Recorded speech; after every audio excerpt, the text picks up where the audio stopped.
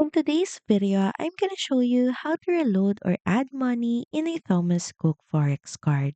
So first, in your Google search bar, simply type in these words, reload Thomas Cook Forex Card, and from the search results, click on this link from Thomas Cook's official website.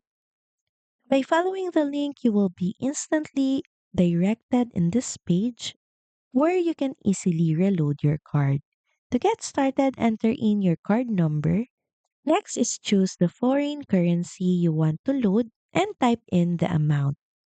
Click on Add another currency to switch currency.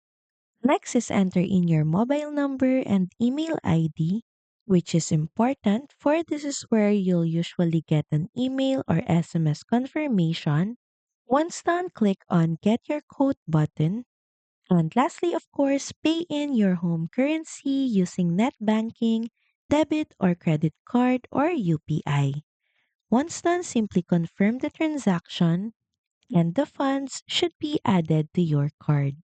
If you prefer, you can also reload in person at a Thomas Cook branch by submitting your card and required details.